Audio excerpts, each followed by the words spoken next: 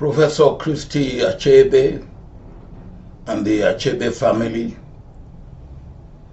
Maury McInnes, President Yale University,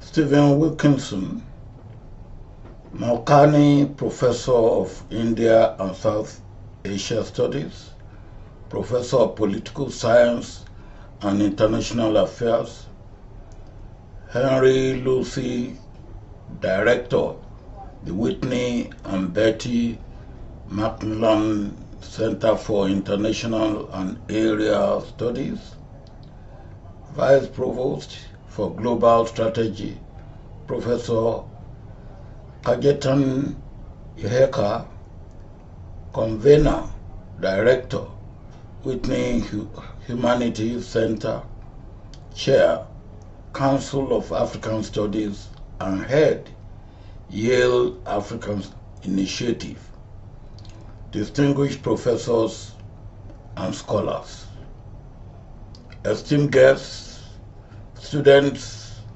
ladies and gentlemen. Without being immodest, I will begin by saying that it is appropriate that I was invited to deliver the keynote address at a gathering in honor of the late Professor Chinua Achebe, not just because I have been head of state and president of Nigeria on two different periods of our beloved nation's history, most will agree, fairly successfully, but because I have known the man, his work, and his values for as long as our nation has been in existence. He was a great and distinguished Nigerian. Yale University will be correct in their belief that Achebe belongs to the world, and therefore to them as well. But I am here to tell them that he is an African icon that belongs to Nigeria first.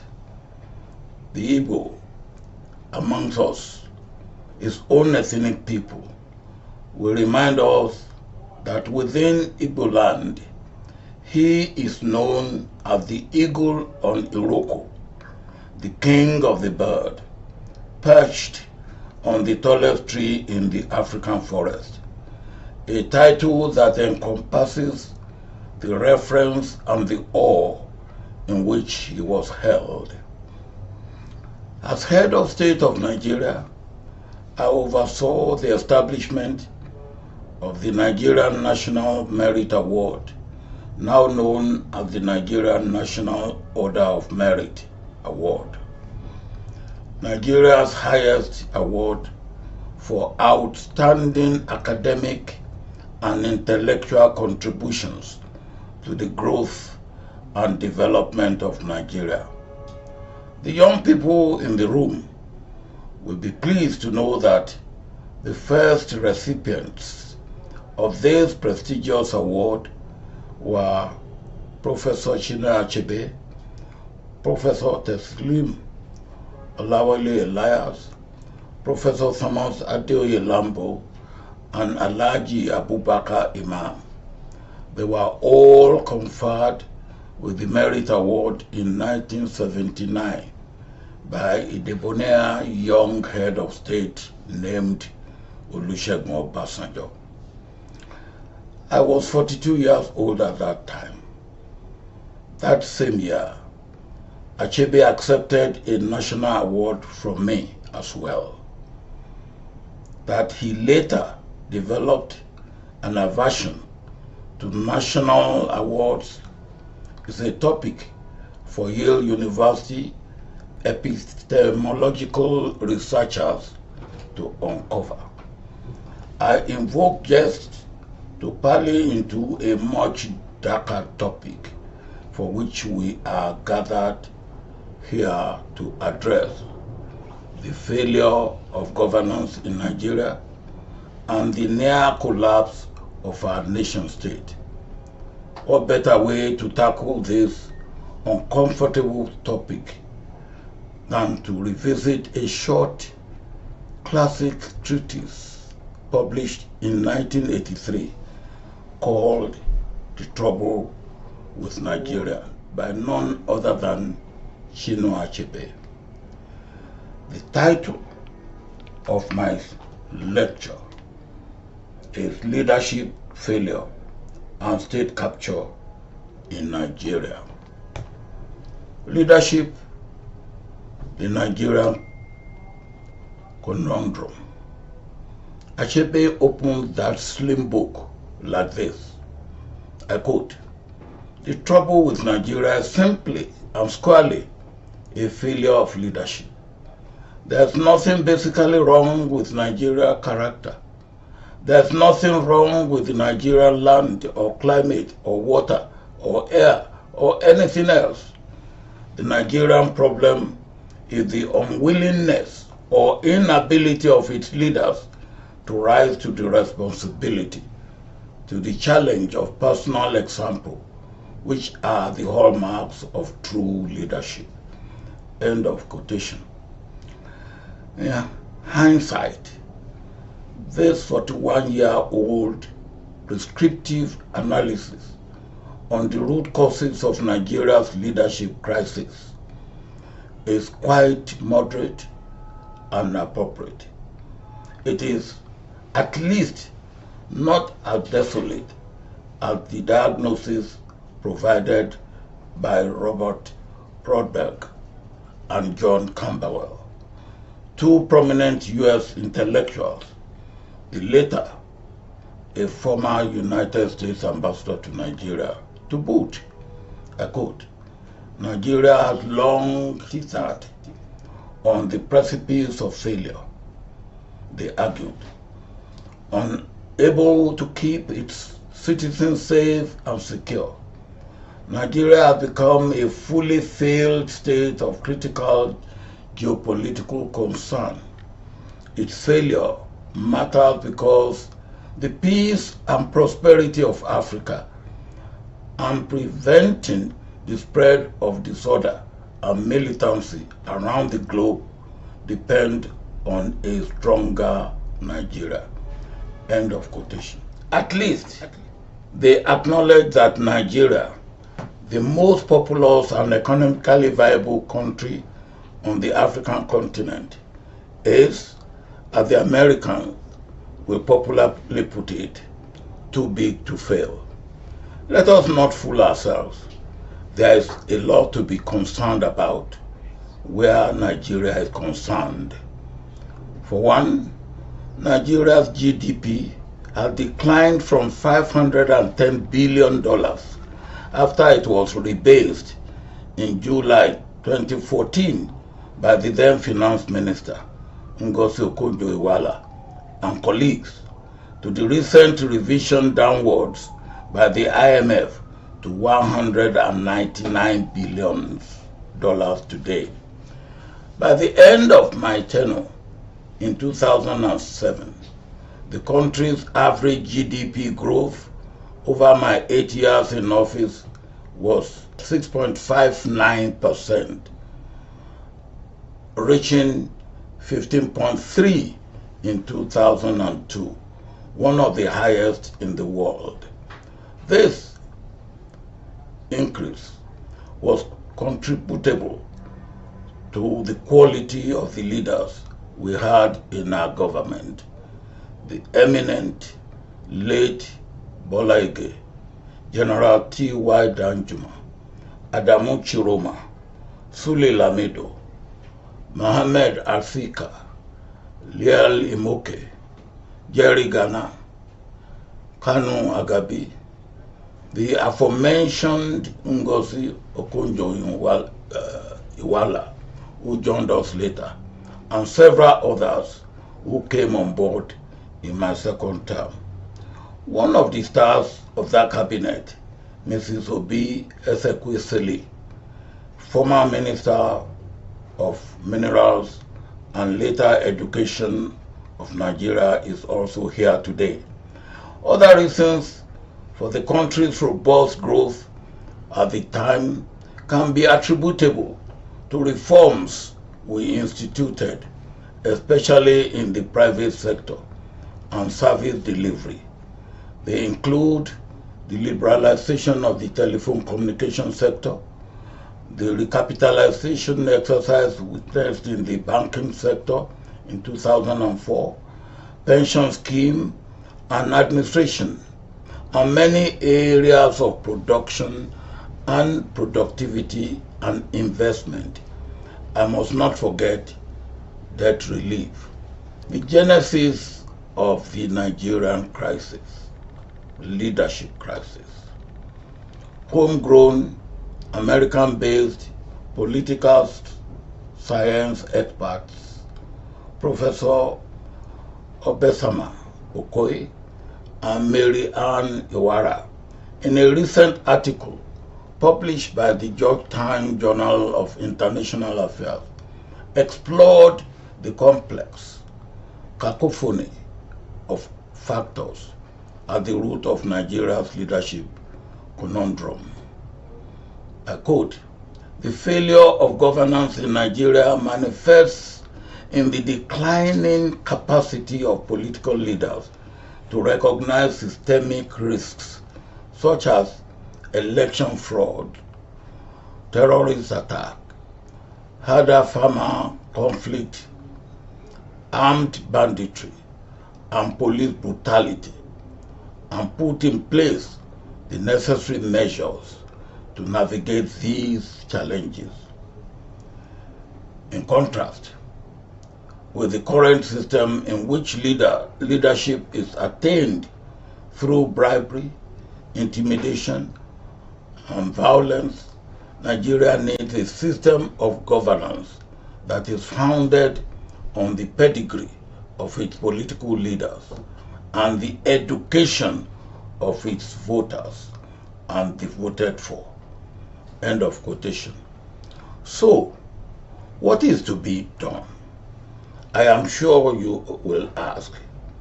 To tackle and symbolically cut off the head of this hydra-headed monster, Nigeria must address a number of these challenges head-on.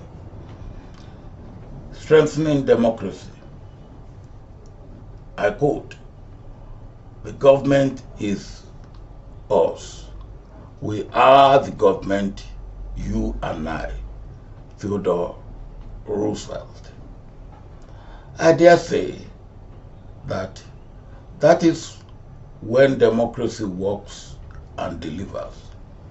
The 2023 election in Nigeria were a travesty by all rational measures. Following that problem-prone exercise, electoral system reform is now among the top targets for change in Nigeria. Global think tanks such as the Pew Research Center, the Carnegie Foundation, as well as the Electoral Knowledge Network, suggest that there should be three principal areas of focus: legal, administrative, and political. Electoral management bodies, INEC, Independent National Electoral Commission in Nigeria, as well as its stakeholders, will need to play distinct roles within the rubric of each area. Legal. Many scholars and some well-meaning Nigerians believe that Nigeria needs to take a closer look at our constitution.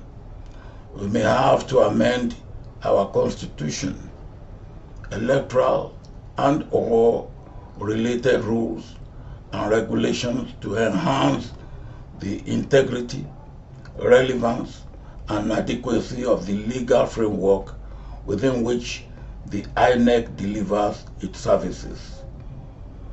This may include institutional reform of INEC itself. Administrative. This will require several levels of intervention. Integrity of INEC officials, As a matter of urgency, we must make sure the INEC chairperson and his or her staff are thoroughly vetted. The vetting exercise should yield dispassionate, non-partisan actors with impeccable reputation and character. Nigeria must ensure the appointment of new credible INEC leadership at the federal, state, local government and municipal, city, town and village level with short tenure.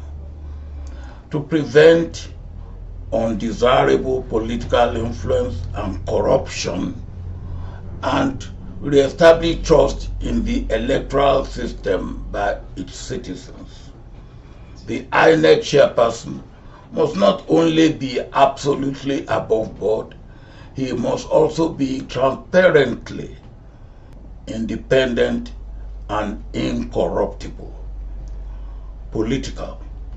Nigeria must find a way to prevent electoral interference at every level.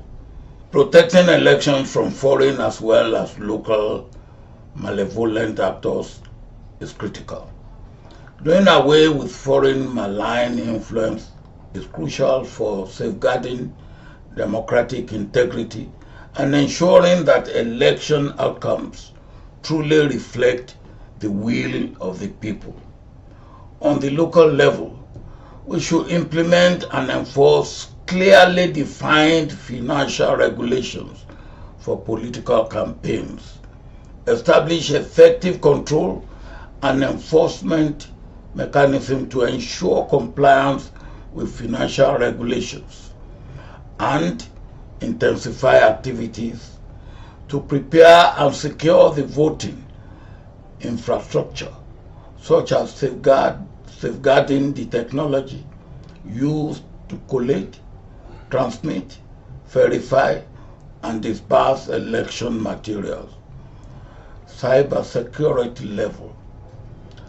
Prior to elections, we should have a transparent exercise witnessed by international observers, where so-called penetration testing of the election system and infrastructure is conducted for all to witness and verify. Prevention of electoral violence. Nigeria must ensure the physical security of the commissions and voters. Our security apparatus must be professionally trained to protect our citizens during elections, not to be participants in electoral malfeasance. Foreign interference can undermine public trust in the electoral process and distort the democratic decision-making that underpins the nation's governance. Additionally, preventing such influence and interference helps maintain national security and protects the sovereignty of the electoral system from external manipulations. Voters' registration and identification. We must ensure that our voter rolls are accurate and up-to-date and free from interference from the political class or any other corrupting influences. Ballot security. INEC must ensure that it institutes ballot security to prevent tinkering or unauthorized access, manually or by cyber criminals. Ballot security also means the secure storage and transport of ballot to collation center to prevent any form of interference. Vote counting and reporting. Let's be clear. The Bimodal Voters Accreditation System, BVAS, and INEC Election Result Viewing Portal, IREV, are two technological innovations that prior to 2023 were celebrated for their promise. They were to potentially enhance the accuracy and transparency of our election results, eliminate threat of election rigging, and boost public trust in electoral outcomes. These technologies were touted by the INEC chairman himself.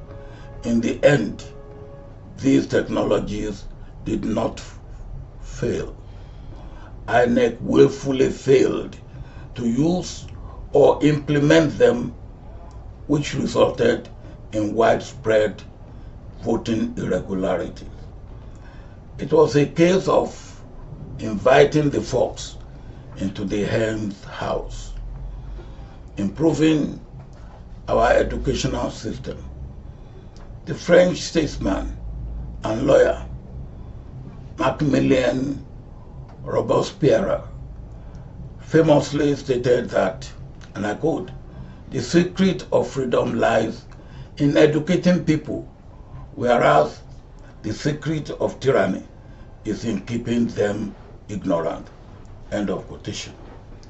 The great Nelson Mandela reminds us that, I quote, "Education is the most powerful weapon which you can use to change the world." End of quotation. Our own Achebe implores that, and I quote, "A functioning, robust democracy requires a healthy, educated, participatory followership and an educated, morally grounded leadership." Professor Obasanjo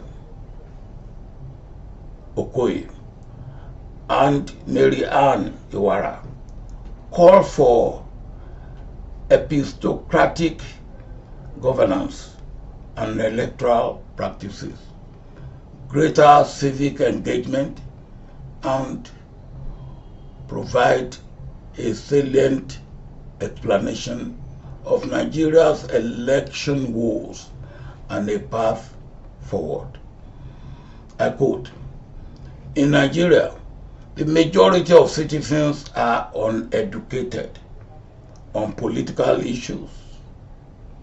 Simultaneously, those who are highly educated are increasingly becoming indifferent to political participation. They have lost faith in the power of their votes and the integrity of the political system. In Nigeria, there must be significant improvements in literacy levels so that citizens are educated about the issues and can use their knowledge to make informed decisions about Nigeria's political future. It is important to mention that Nigeria's political elites have exploited illiteracy to reinforce ethnic, religious, and political divisions between groups that impede democratic ideals.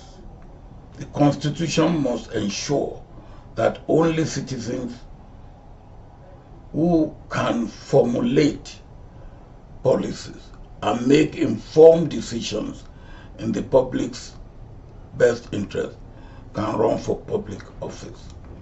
When the Constitution dictates the standard of governance, informed citizens will be better equipped to champion political leadership or determine the qualifications of their leaders. End of quotation. Unfortunately, like many other sectors, the educational system in Nigeria has collapsed. Nigerians are excelling in every academic discipline globally. Why have we allowed our educational system to rot back home? In order for democracy to thrive, we must collectively rebuild our once envied educational sector. The starting point for me is paying adequate attention to popular education to ensure education for all. A situation where 24 million children that should be in school and are out of school does not augur well for our present and our future. The second task here would be to pull together the best and brightest experienced minds in education to help us achieve some of the following goals: revamping our entire educational system, and as I said earlier, ensuring all children that should be in school are in school. If not, the recruits for Boko Haram 10-15 years from now will be among those children that should be in school that are not in school. Mediocrity runs rampant in many spheres of Nigeria's society. There has to be an increased emphasis on excellence, accountability, and performance at all levels, including within the educational sector, to salvage it. This will require great leadership and financial commitment from the private and public sector alike. I know that we can get support from our development partners. Transparency. We must put in place post-election audits and transparent processes, clear documentation, and paths for meticulous and free and fair voting, and credible electoral system that builds trust and comfort for all stakeholders and voters. Again, more on cyber security.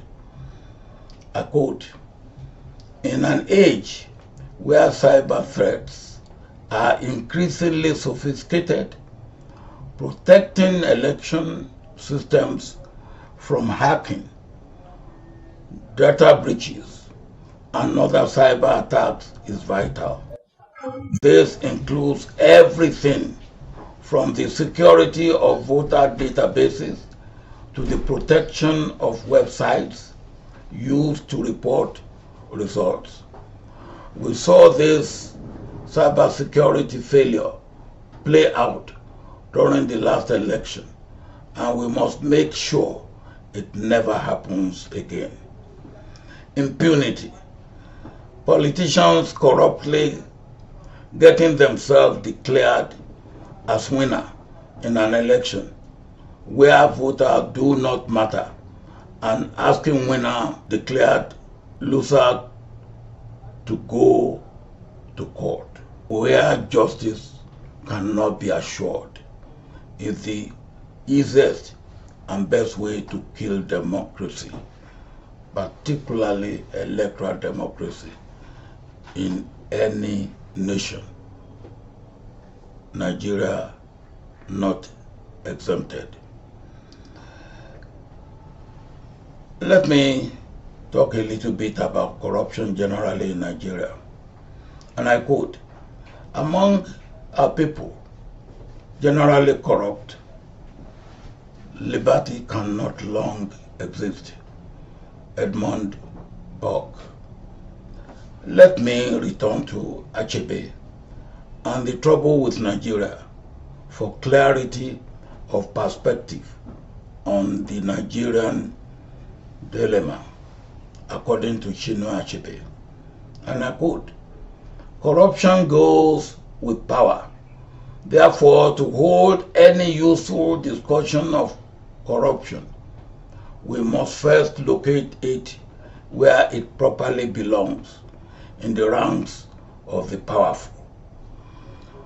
Corruption in Nigeria has passed the alarming and entered the fatal stage, and Nigeria will die if we keep pretending that she is only slightly indisposed. She is very ill. Ranked 150 out of 180 countries in the Transparency International 2022 Corruption Perception Index, Nigeria's ranking places it in the bottom 20% of the Committee of Nations, and illustrates how systemic and embedded corruption is in the country. It is, in my opinion, and those of many, the most serious developmental challenge to the nation. When I joined Peter Eigen to establish Transparency International on May 4th, 1993, we saw corruption as possible death knell of development and democracy. The Economic and Financial Crimes Commission, EFCC, is a Nigerian law enforcement agency promulgated to tackle corruption in Nigeria. It is but one of numerous bodies, buttressed by acts and laws, established in Nigeria to tackle and address the exponential growth of corruption in the country. Nigeria's report card on corruption. To get a snapshot of how Nigeria is faring in its fight against corruption, or not fighting against corruption, some cynics will say coddling or even promotion of corruption. We need not look further than UNODC, the United Nations Office of Drugs and Crimes, in its publication, Corruption in Nigeria, Patterns and Trends 2024, which provides novel conclusions while identifying several areas of deepening pathology. In 2024, corruption continued to rank among the most important problems affecting Nigeria. B, more than 700 billion naira in cash bribes were paid by citizens to public officers in 2023. C, most bribes are paid in the street or in public officials' office. The private sector bribery is increasing but continues to be less prevalent than in the public sector. The issues specific to the criminal justice system are a sore point. I will tackle that in the next section. F, nepotism and bribery in public sector recruitment and promotion. In recent years, we have witnessed outrageous open recruitment of children of judges onto our judiciary benches by their parents. Why has the Nigerian Bar Association allowed this to persist? Maybe they tried, they failed.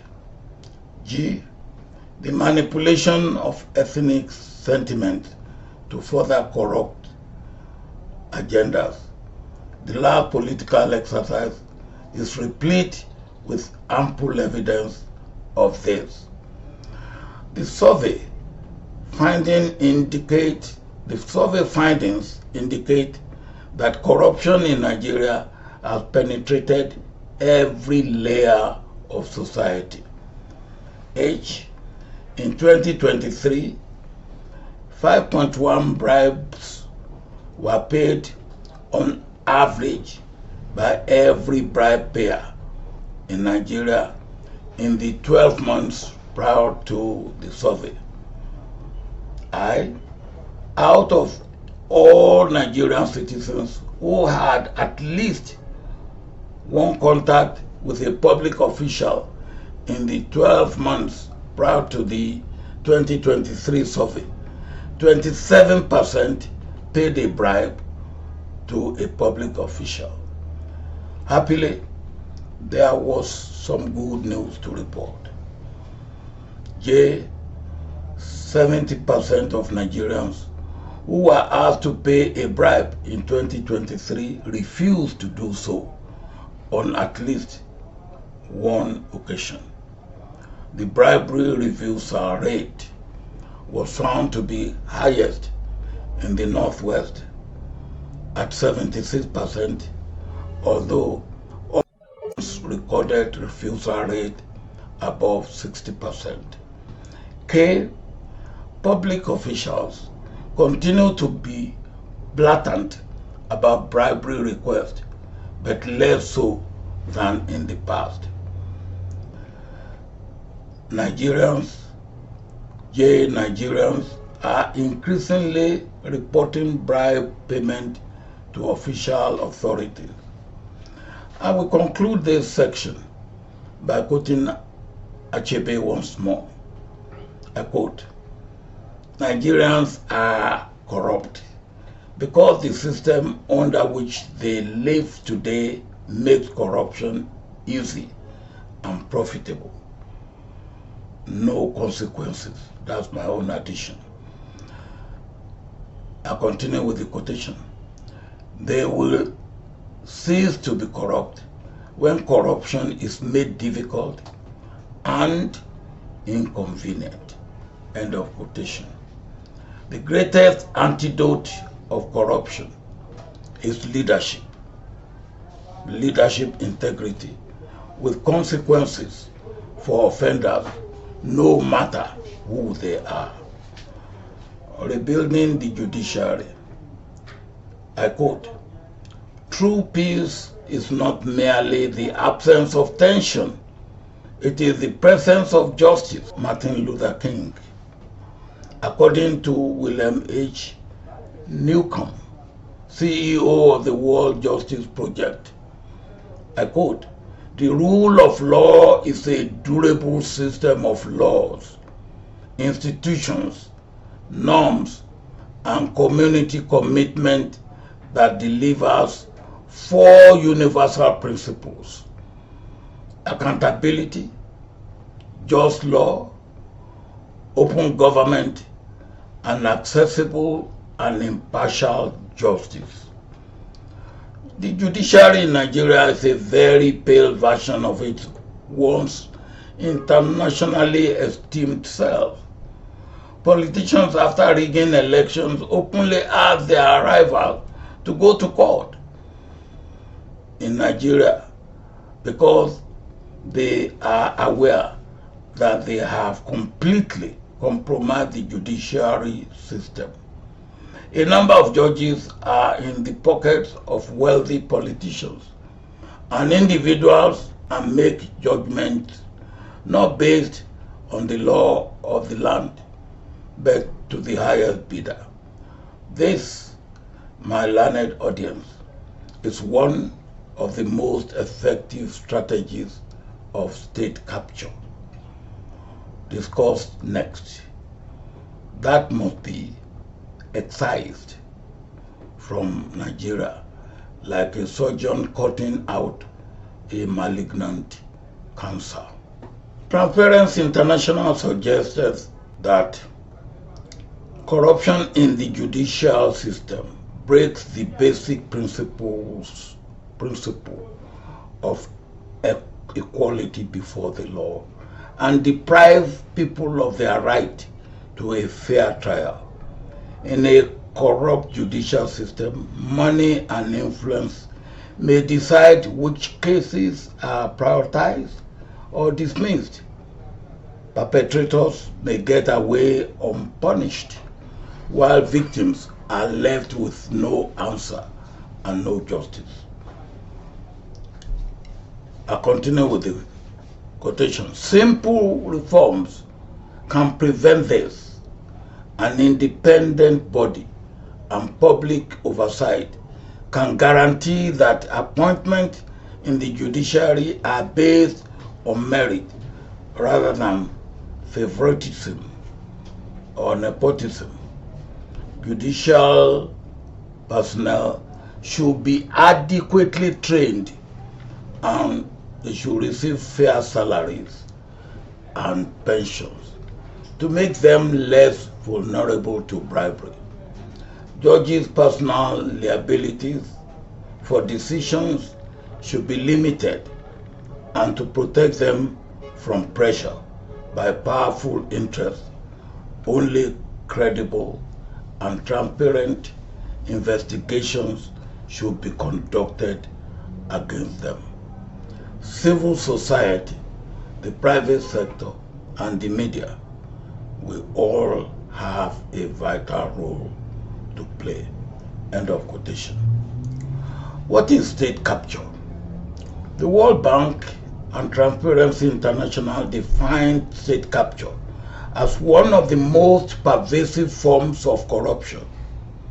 Quotation: a situation where powerful individuals, institutions, companies, or groups within or outside a country use corruption to shape a nation's policies, legal environment, and economy to benefit their own private interest. State capture is not always overt and obvious. It can also arise from the more subtle, close alignment of interests between specific business and political elites through family ties, friendships, and the intertwined ownership of economic assets. What is happening in Nigeria right before our eyes is state capture. The capture of national assets by political elites and their family members at bargain prices, the allocation of national resources, minerals, land, and even human resources to local, regional, and international actors. It must be prohibited and prevented through local and international laws. Public institutions such as the legislature, the executive, the judiciary, and regulatory agencies, both at the federal and local levels, are subject to capture. As such, state capture can broadly be understood as the disproportionate and unregulated influence of interest groups or decision-making processes, where special interest groups manage to bend state laws, policies, and regulations.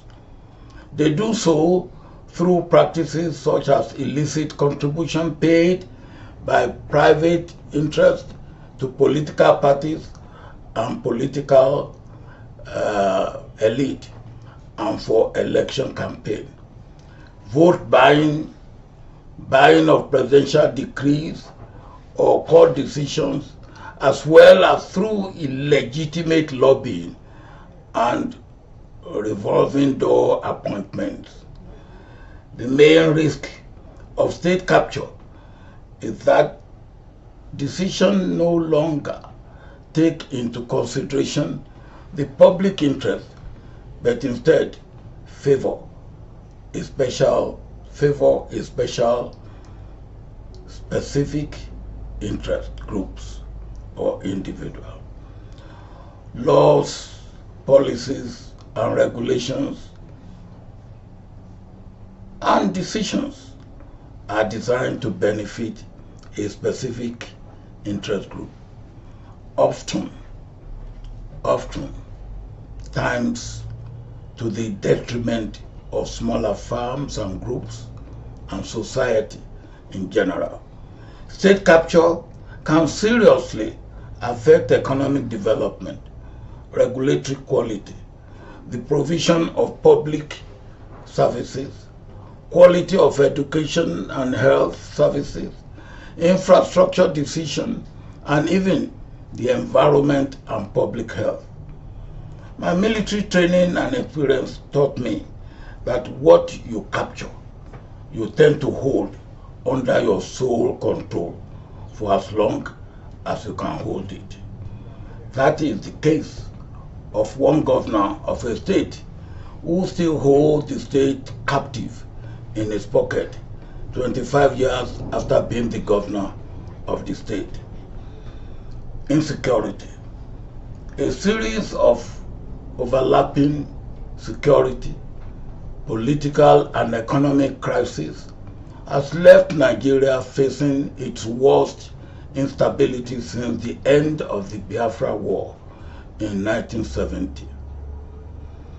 Writing Insecurity and Defense Quarterly, Topeshola Akinyetun, Victoria Chukwu Gechukwu, Ebonai Iyase, Ambrose profess, and quote, Nigeria is presently bedeviled by an abundance of security challenges that gnawed at the very soul of the nation's existence.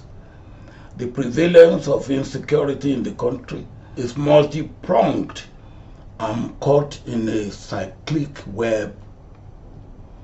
Insecurity in Nigeria comprises insurgency, killer herdsmen, extrajudicial killing, ethno-religious conflict, armed robbery, militancy, banditry, cybercrime, and attacks by unknown gunmen, among other things.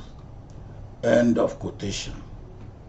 How did Nigeria, the giant of Africa, get to this situation? The genesis of insecurity in Nigeria is a perfect storm of political incompetence and corruption, state capture, institutional collapse, porous borders, religious extremism, and severe multi-dimensional poverty. There's a compelling need to address the protracted and recurring multidimensional insecurity in Nigeria.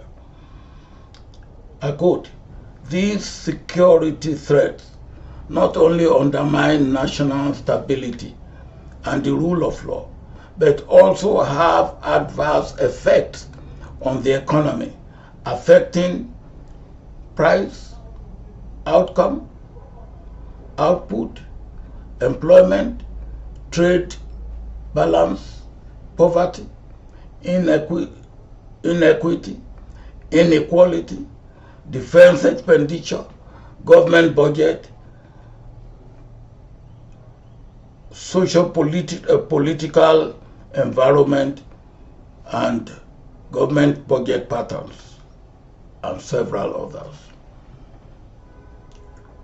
Nigeria's own government's Ministry of Budget and Economic Planning has a thought or two about our current predicament, and I quote, security challenges in any nation constitute a threat to the lives and properties of its citizens, hinder business activities, and discourage local and foreign investors, which invariably slow down economic growth and development. Nigeria in recent times has recorded unprecedented security challenges such as Boko Haram terrorists, attacks, militancy, armed robbery, banditry, kidnapping for ransom, Fulani herders, farmers, clashes, cultism, among other social vices. These security challenges have propelled them to the top of the list of the most critical threats for Nigeria's sovereign existence. Its presence looms unabated, even as it has attracted huge allocation of national budget to the security sector. Achuma and Akpo. But it has become an industry in some quarters. Throw more money to what money cannot buy. Since there are some people who will benefit from it. Nigeria's porous borders. Again, I quote, Nigeria has porous borders and herders from other parts of West African nations, armed with AK-47, have found easy access into the country. A nation that opens her borders allows other nationalities to come in at will and has so many ungoverned spaces will certainly face security challenges. As a consequence of our porous borders, the forests are not secure due to lack of forest guards, and 75% of the illicit arms in West Africa sub-region are domiciled in Nigeria. End of quotation. This is a recipe for disaster as we are currently witnessing. So, what is the genesis of insecurity in Nigeria? Professor Obasanjo Okoye and Mary Ann Iwara and Suleiman Arsika provide some salient insights. Mismanagement of public funds and corruption. We have already tackled this topic earlier in this address. Suffice it to say that, I quote, the democratic space for too long has been dominated by political elite who consistently violate fundamental principles associated with a liberal democratic system, such as competitive election, free, fair, and credible, the rule of law, political freedom, and respect for human rights. The outcome of the recent 2023 election further eroded public trust in the ability of the Independent Electoral Commission, INEC, to organize competitive election unfettered by the authoritarian influence of the ruling class. This challenge is an indicator of the systemic failure in Nigeria's governance system.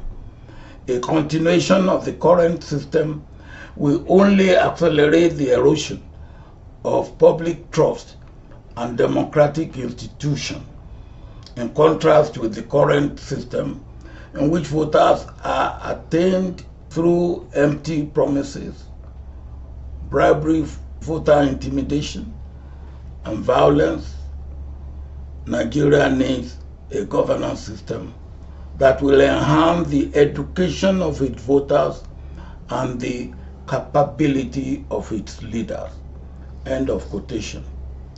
Poor planning, lack of sustainable national development plans, and poor implementation of projects and abandoned projects and programs.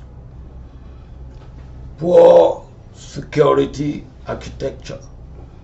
The security challenges we have in Nigeria today are also a result of the inability of the government to reform the security architecture of the country to suit the current demands.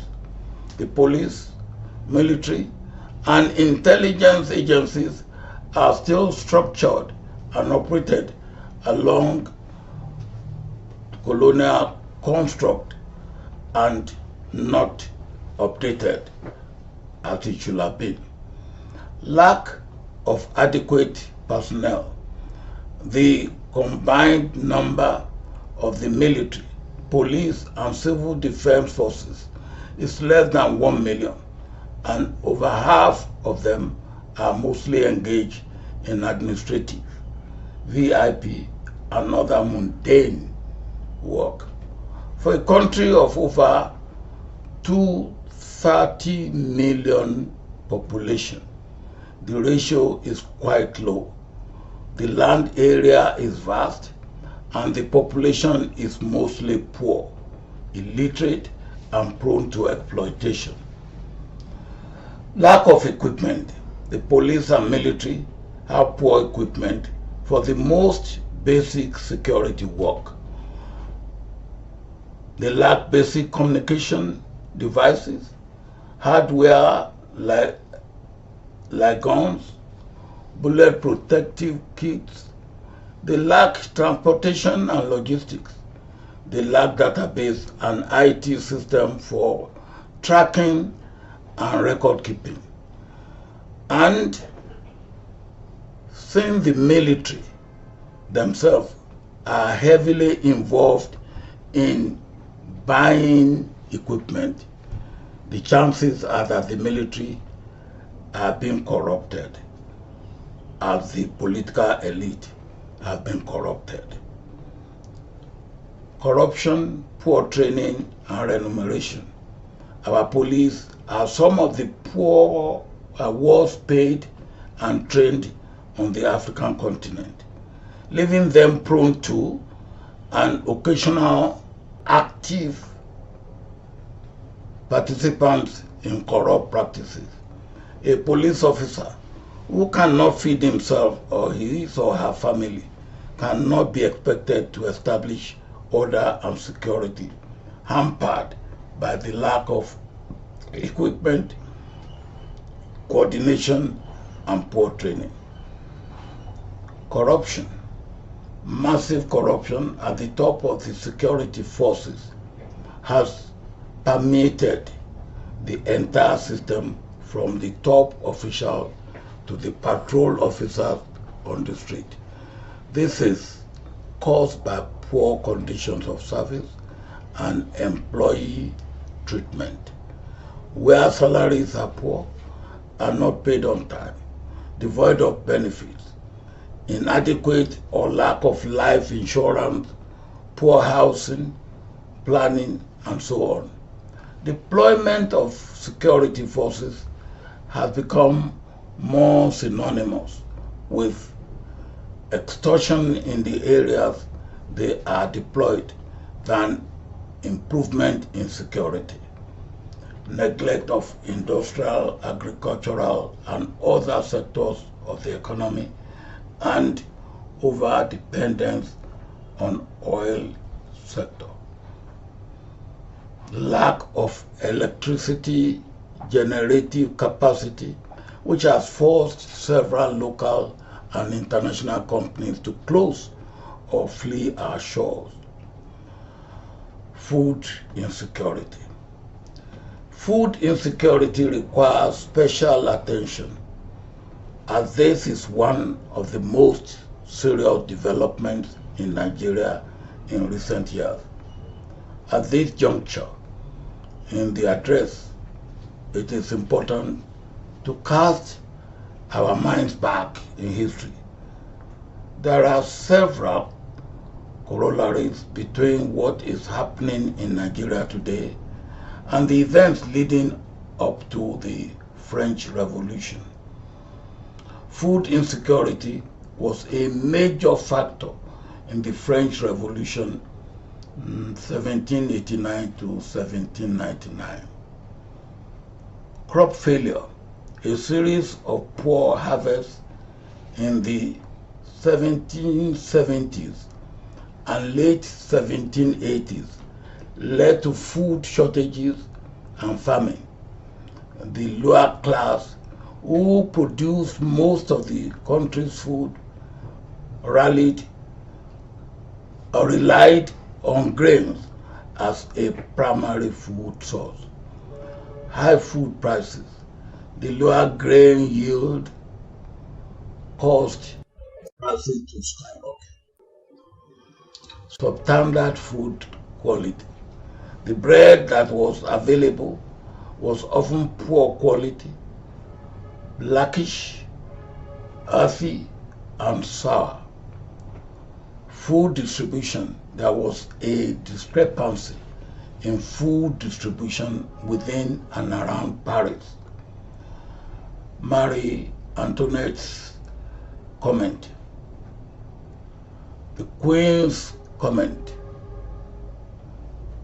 Will Manguet de la Broche let them eat cake when told that her subjects had no bread, made her a hated symbol of the monarchy. Other factors that contributed to the French Revolution include the estate system, absolutism, Enlightenment ideas, and the American Revolution. And the seminal book, Food Security and Political Stability, a humanitarian perspective, Daniel Maxwell postulates that, and I quote, in terms of possession, when it comes to food security in particular, these links run in both directions. Food insecurity can be a cause of political instability. The political instability and conflict have also been causes of food insecurity or famine. End of quotation. According to UNICEF, and I quote, nearly 25 million Nigerians are at the risk of facing starvation and severe hunger if urgent action is not taken. This is a projected increase from the estimated 17 million people currently at risk of food insecurity. Continued conflict, climate change, inflation, and rising food prices are key drivers of this alarming trend. Food access has been affected by persistent violence in the northeastern states of Borno, Adamawa, and Yobe, and armed banditry and kidnapping in states such as Katsina, Sokoto, Kaduna, Benue, and Niger. According to the National Emergency Management Agency, widespread flooding in the 2024 rainy season damaged more than 676,000 hectares of farmland, which diminished harvests and increased the risk of food insecurity for families across the country.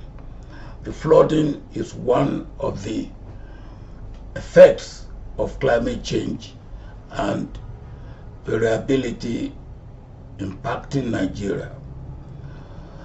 More extreme weather patterns affecting food security are anticipated in the future.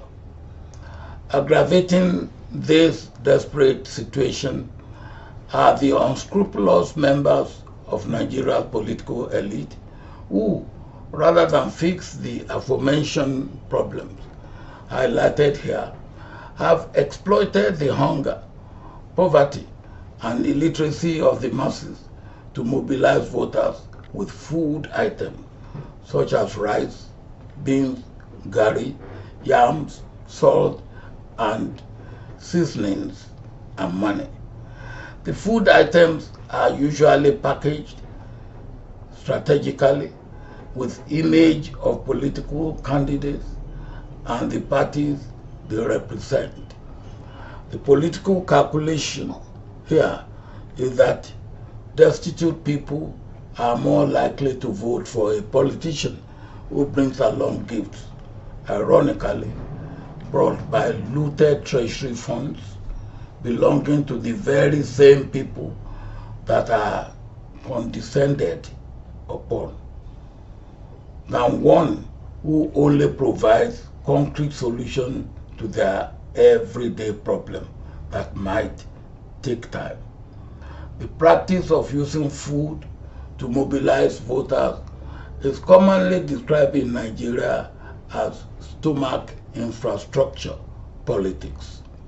Nigerians must put an end to this practice. Is Nigeria a failed state?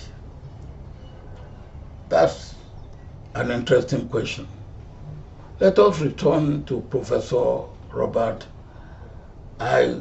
Rothberg, the founding director of the Harvard Kennedy School's program on interstate conflict and President Emeritus of the World Peace Foundation, and John Camberwell, a senior fellow at the Council on Foreign Relations and a former U.S. ambassador to Nigeria.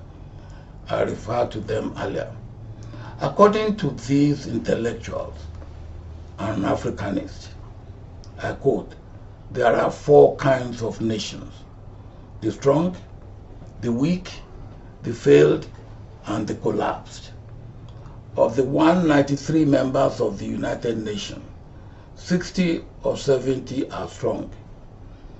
There are three places that should be considered collapsed: Somalia, South Sudan, and Yemen. 80 or 90 UN members are weak.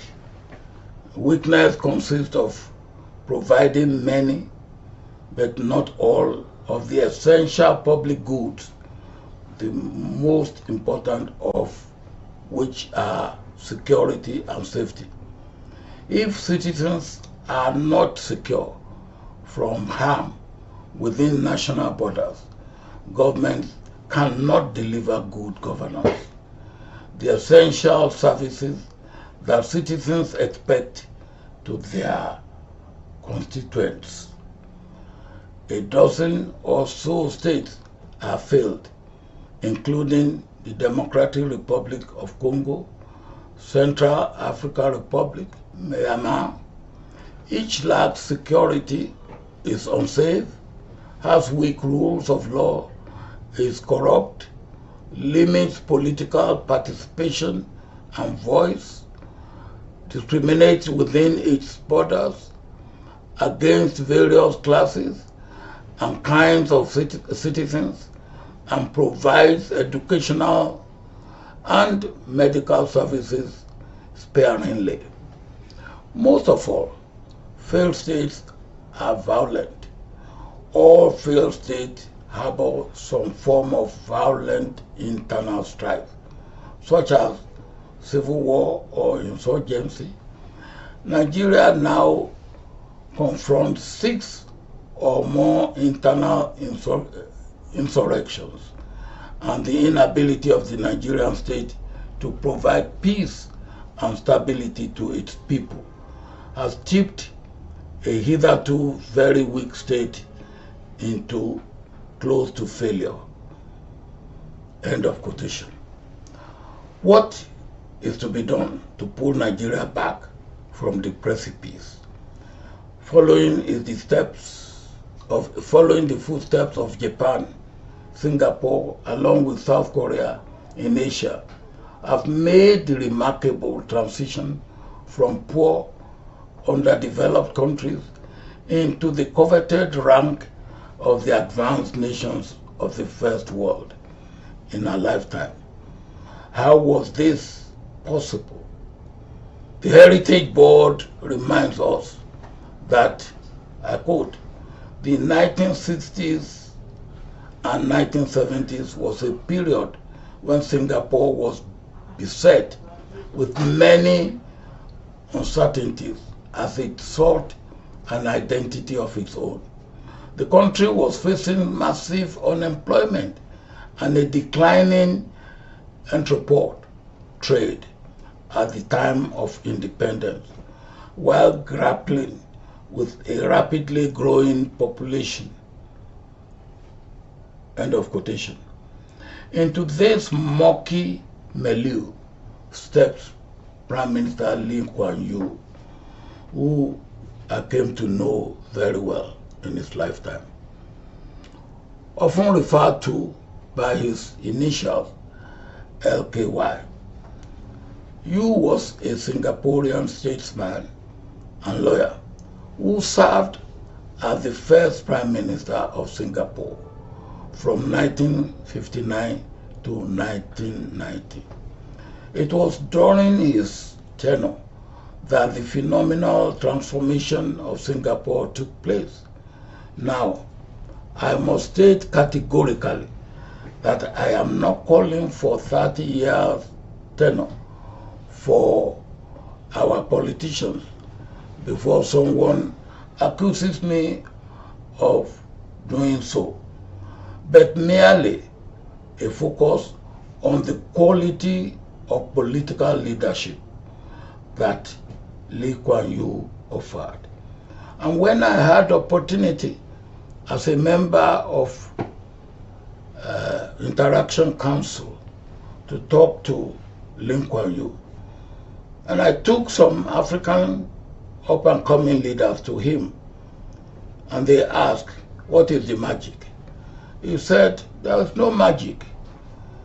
We did a few things wrong, and we kept doing them. We did a few things right, and we kept doing them right. And I said to my African young leaders, go home, find out what your country is doing right, and ensure that your country continues to deepen and widen what they are doing right. Meritocracy.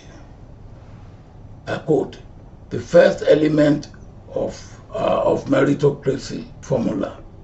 This means that individuals are promoted based on their abilities, achievements, and track record rather than their social background or connections. In Singapore, this is reflected in the country's education system, which is based on meritocracy and places a strong emphasis on academic performance. Students are encouraged to excel and are given opportunities to highlight their abilities through various competitions and programs.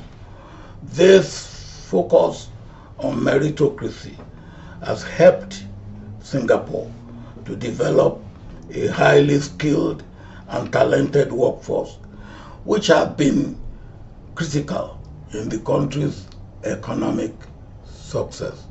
End of quotation. As we go on, pragmatism. The second element of MPH formula is pragmatism. This means that policies and decisions are made based on practical consideration rather than religious, class, ethnic, personal, tribe, creed, ideology, or political belief. In Singapore, this is reflected in the government's approach to economic development. The government has been pragmatic in its policy, focusing on attracting foreign investment, building a skilled workforce, and developing key industries such as finance, logistics, and manufacturing. This pragmatic approach has enabled Singapore to develop a strong and diversified economy that is able to weather economic challenges. Singapore is not an oil producing company, and yet it has storage, one of the largest storage of oil in the world. Honesty. I quote, "The third and final element of the MPH formula is honesty, which means zero tolerance for corruption. In Singapore, the government has taken a strong stance against corruption with strict laws and severe punishment for corrupt practices. This has helped to create a culture of honesty and integrity in the country, which has been critical in building trust and confidence among investors and businesses. The MPH formula has been a key driver of Singapore's success, but it is not the only factor. The country's leadership has also played a crucial role in its development journey. Under the leadership of Lee Kuan Yew and his successors, the government has been proactive in identifying challenges and opportunities and has implemented policies that have helped to propel Singapore forward. The government has also been responsive to the challenging needs of its people and has invested heavily in areas such as healthcare, education, social welfare, what I would call human capital development." End of quotation. Nigeria situation. As we can see and understand, Nigeria's situation is bad. The more the immorality and corruption of a nation, the more the nation sinks into chaos, insecurity, conflict, discord, division, disunity, depression, youth restiveness, confusion, violence, and underdevelopment. That is the situation mostly in Nigeria, in the reign of Baba Go-Slow and Emilokan. The failing state status of Nigeria is confirmed and glaringly indicated and manifested for every honest person to see through the consequences of the level of our pervasive corruption, mediocrity, and immorality.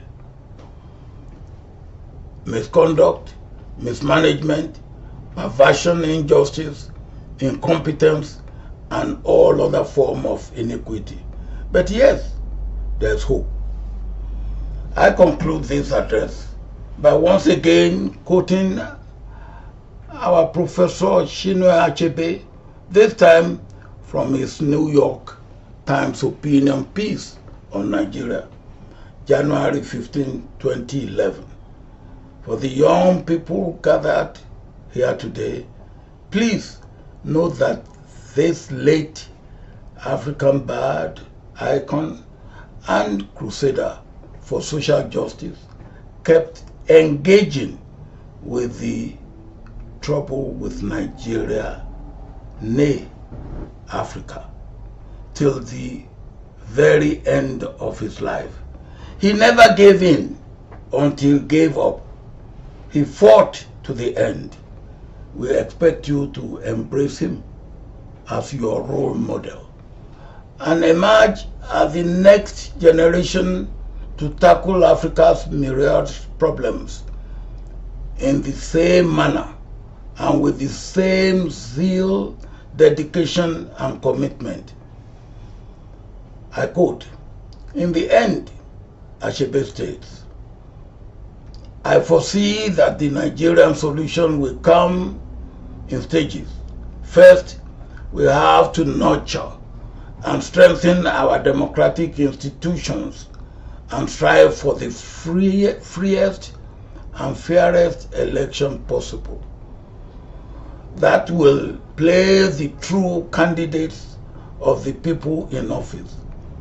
Within the fabric of a democracy, a free press can thrive and a strong justice system can flourish.